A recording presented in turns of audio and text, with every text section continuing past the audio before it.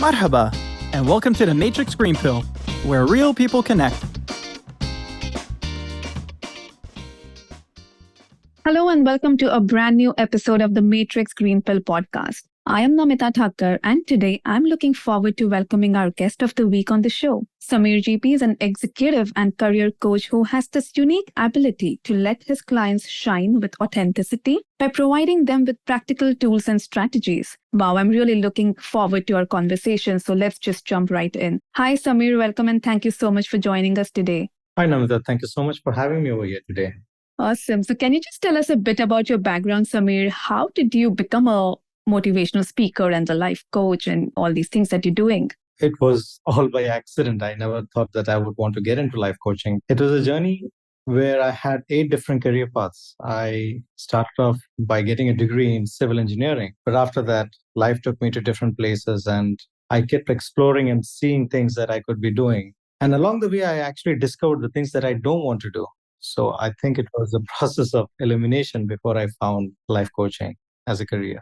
What do you think are like the key principles or strategies that are very important or you use to help, say, entrepreneurs or managers and teams in general to increase their productivity, their growth in their careers? First and foremost, a lot of people, they choose their careers from a wrong place. They choose it mostly, I feel, from a space where they're looking to either earn money or do something because they're okay with it. And in this process, what happens is they lose the opportunity to actually identify what it is that they can shine in. So one question that I often ask people is, if you didn't have to do this, what would you do? Another answer, usually it means their heart is somewhere else. A few of them say, I would not choose anything else but this.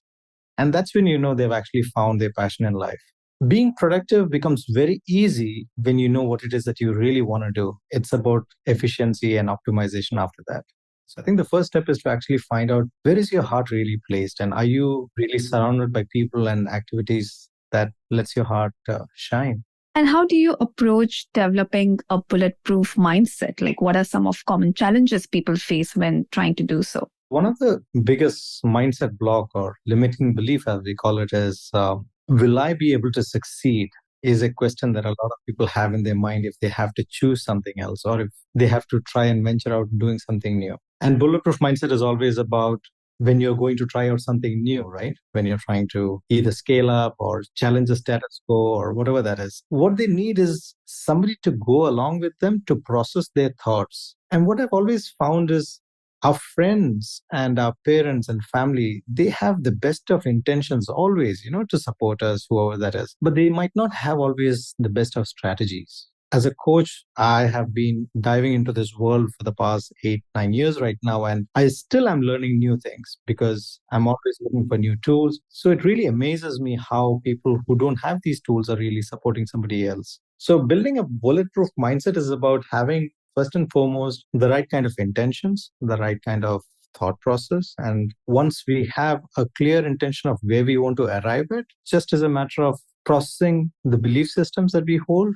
and making sure that whatever we are choosing is validated from all sides. You know the example of the elephant, where there is this 8 blind men and they keep holding different parts of the elephant. And the one who holds the tail says, oh, it's a rope. The leg says, oh, it's like a trunk, it's a tree. What happens is each person is seeing only where they are from. The perspective is only from where they are. The moment they're able to distance themselves, detach themselves from experience, and then go look from afar and process everything by looking at all the different angles, by holding, let's say, from the metaphor of the elephant, holding the trunk and the rope and the nostril, which looks like a pipe. After you process all of this, then take a decision, makes it more impactful.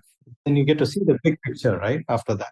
Yeah, correct. Absolutely right. What are some of the key elements of, say, effective team communication, and how do you teach these skills in your workshops or training programs? That's a beautiful question. Conversations or communication, what I always say is a muscle. It's like you go to the gym one day and you come back. You don't really become strong in your muscles or arms. You have to do this regularly. So the more you do it, the more you become stronger. The same is with conversations. The moment we realize that effective conversation is a muscle that we have to constantly practice, and then it's about going and seeing back what's working and what's not. And if a relationship, for example, is struggling, it means the conversation over there is struggling. How they communicate with each other is struggling. A lot of times, they probably don't have, again, like I said earlier, the right tools to look at how the conversation is playing. And the moment they realize that, for example, in a conversation, there could be a lot of expectations that are being set. Some of them are set, some of them are unset. And expectations always is not something that is an empowering feeling, right? Like if somebody keeps an expectation out of you, how would you feel, Namita? Yeah, true. It do feel pressurized, of course. Yeah. If a parent has expectations from their child, if a boss has expectations from their subordinates, if an employee has expectations from their colleagues, there is a lot of sense of pressure because of which the relationship is not thriving. So communication is about understanding. For example, one tool I can share over here with the audience is stop setting expectations. So difficult, right? In today's world. And a lot of people say that it is very difficult. But the only thing is, when you stop something, you have to also replace it with something else. What would you replace that with? So used to following a certain template that I can't think of any alternative as well at the moment. Yeah, I mean, healthy expectations, but you tell me. So if you want to replace expectations with something that is a win-win situation for both, the thing that we have to set is, instead of expectations, what we should set is agreements. An agreement is always a two-way conversation. An expectation is always a one-way conversation.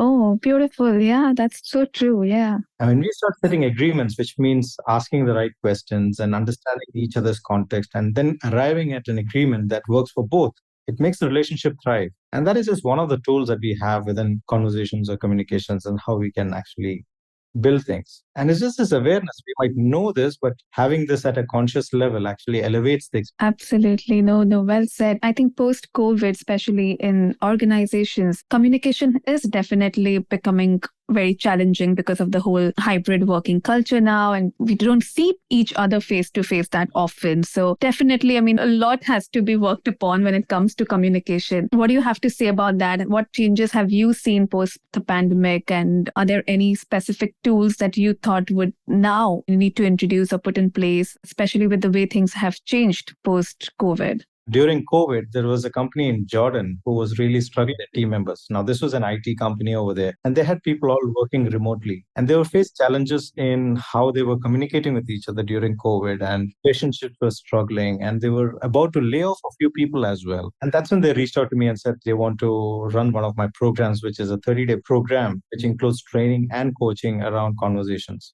By the end of the program, the people that they were about to fire, they realized the ones who were taking those initiatives and thinking this subordinate of mine is not listening to me, suddenly realized that they had to change something about the way they spoke as leaders. And that was a game changer for them, because suddenly they started realizing there's so many nuances to having better conversations. The moment they actually had better conversations, their relationship, their productivity, and everything went up through the roof. And they started to realize this is not a one pill solution, as you would call it. It's a pill that you have to take probably every single day. And you have to keep reminding yourself in your awareness that we got to work on this relationship constantly. And the only way to do it is by having better conversations, better communication with each other.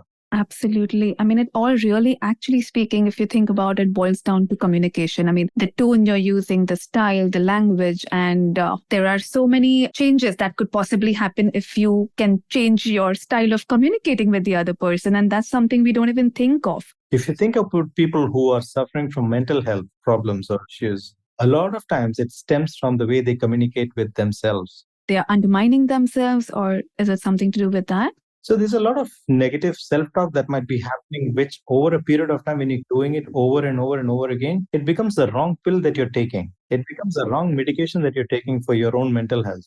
Yes, so true. I think that's what happened during the pandemic. Suddenly we saw all these cases of mental illnesses started, and depression and, suicidal thoughts and those kind of things. It's probably because of lack of communication at that time with your loved ones. So again, it just boils down to communication. Absolutely, yes. It is about, when you say suicidal thoughts, that thought is also a processing that we have. It's a conversation that we're having with our inner self. There is an inner voice that we have always inside us, with whom we are always in constant dialogue. There is a story of an old American Cherokee who goes and tells his son, there are two wolves inside you. There is a good wolf and the bad wolf. And they're constantly listening and they're always fighting. And the son asks, so which one wins? And the Grand Cherokee, he says, the one you feed.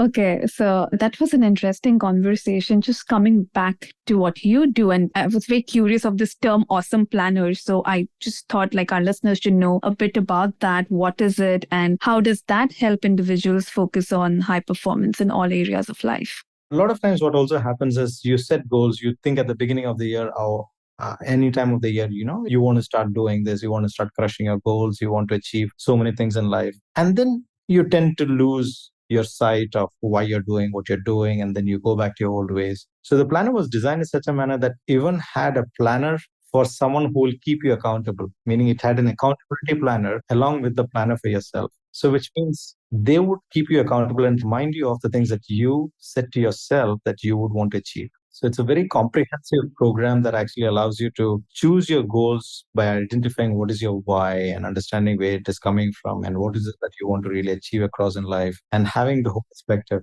And it's a planner that is not dated. So, for example, people can start today and use the planner for the next 100 days of their life and then set themselves goals. And I do run programs around that as well. So it's something that I do bespoke for people who are looking to reset their lives. Amazing. So, just to make it a bit more relatable for our listeners, is there any success story or case study that you can share about teams or individuals who have used this planner to improve their productivity and achieve their goals? If your listeners were to go to LinkedIn and look at the testimonials over there, they see people who have actually started learning French or a new language they learned that they always wanted to do, or somebody who really wanted to run a marathon and they went and achieved that. So many goals in life that they kept at the back burner. I have another client right now who have been keeping doing her PLAB exams for her dental to get certifications. That is something that she's been keeping off for, I think, about 10, 15 years now. Not PLAB, it's another exam that she wants to get certification from the UK. She's kept that pending. And the moment she had this conversation and she started diving deep into what is it that she really wants, she suddenly set a deadline. She put a timeline. She said, I'm going to do this by this date. And the moment you have a date for something that you wish for, it really becomes a goal, right? Absolutely, yeah. Goal without a deadline is just a dream. And if you don't have a deadline, then it just keeps, something like you want to have it today, but Setting smart goals, basically, yeah. yeah, I call it smarter actually. So, smart goals, right? So the E and the R is setting for yourself a reward. A lot of people don't set rewards for themselves when they achieve a goal.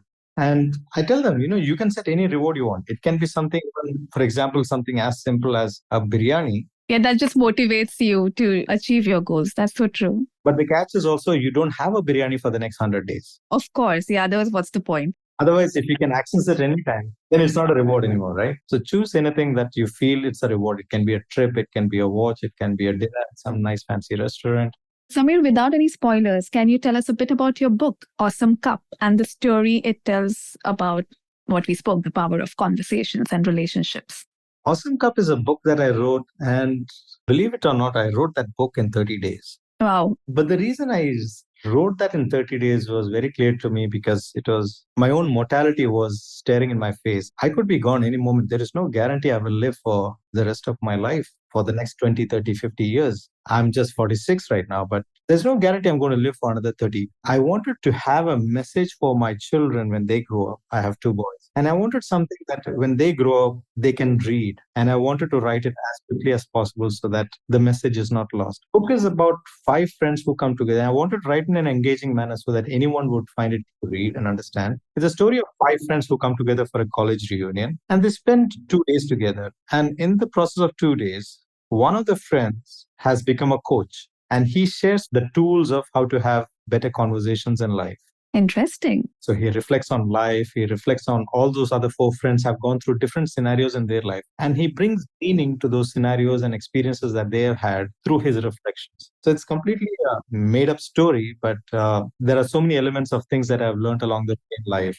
Can you share one quick lesson out of the book? One quick lesson out of the book, Awesome Cup. Awesome Cup is a metaphor for the mind. Okay. So the cup is a metaphor for the mind. So imagine you had a cup and you fill it with something and it is full and you want to fill something more. What would happen? Yeah, it will just overflow, spill. It will overflow, right? So if you want to fill something in it, what is the first thing you have to do? Empty it a bit to allow some space. Same with the mind. So if you want to fill somebody's mind with ideas, you don't start by telling them, because while you tell them, what will happen is it will just overflow because they already have their own ideas. So the first step in having a conversation is always by asking, because by asking, what you do is you empty their mind and create space for them to hold your ideas. Very interesting. Well said. I'm sure our listeners are going to catch their copies of the book. I'm looking forward to reading it as well. So, coming back to this, Samir, how do you stay up to date with the latest trends, research in the fields of, say, personal development, leadership, productivity?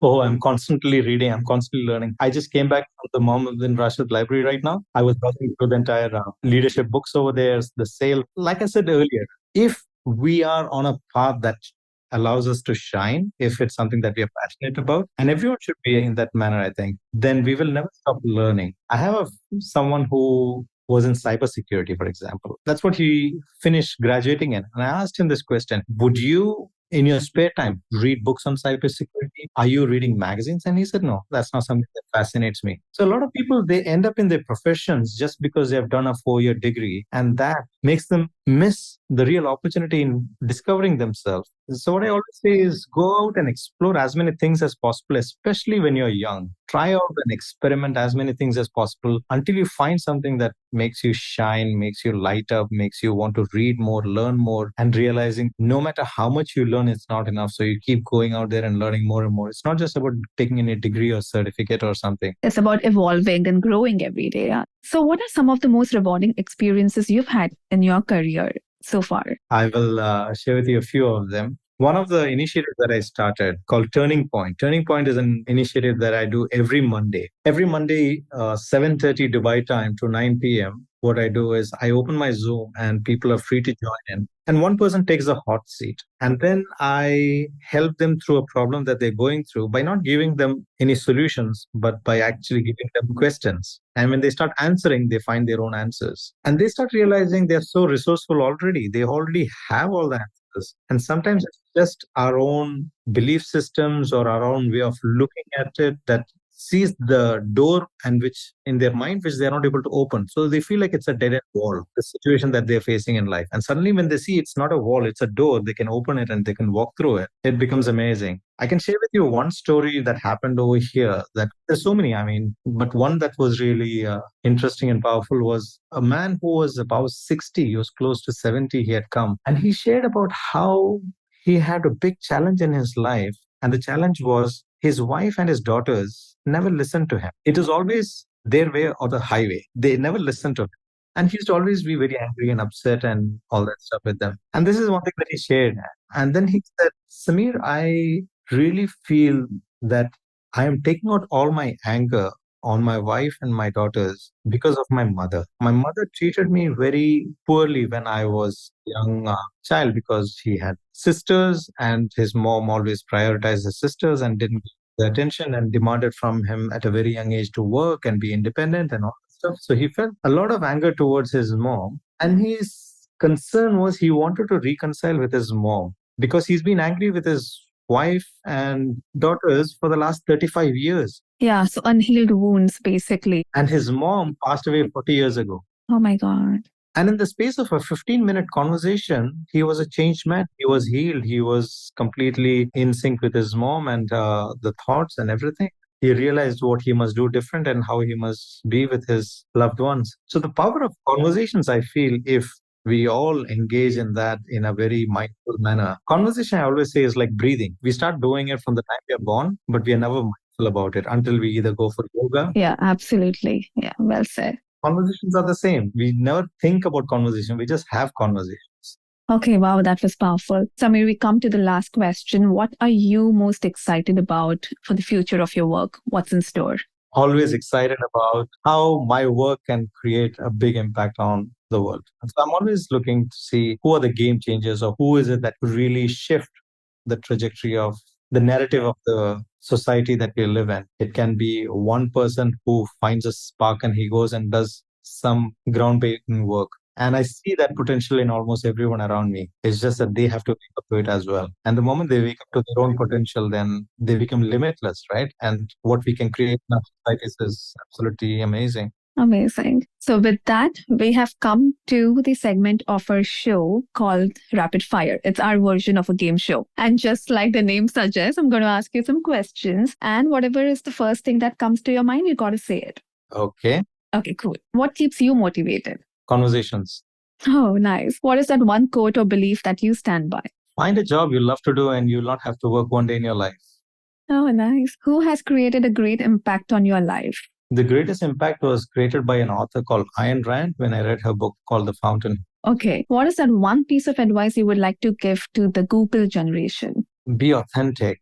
Find what it is that you truly stand for, believe in, not from the outside, but from the inside. Align your thoughts, feelings, and actions and behavior and everything, and be in congruence. That will allow your authenticity to shine. Brilliant. Amazing. Thank you so much for that. You did really well. Before we wrap up, we want to ask you about your green pill moment. So, Samir, what was your green pill moment, the action or event that was the turning point for you or your career?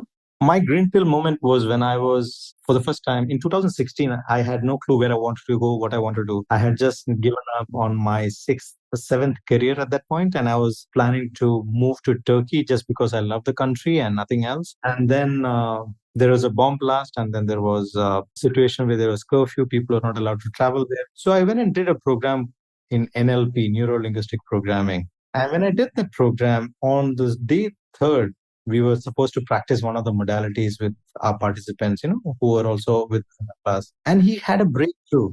And I was like, I'm just a student over here. And then I remember while the program was going on, in the middle of it, when no one was looking, obviously, I just stood up, looked up into the sky, and I just spoke to God and said, God, thank you. This is what I was wanting to do. And I found my calling finally, I was going through so much of wandering in life, trying to figure out what I truly wanted to do. And then that moment where I realized life was preparing me for this role all along. And everything that happened before that was me getting ready for the work that I was going to do henceforth. That moment was a truly green pill moment for me.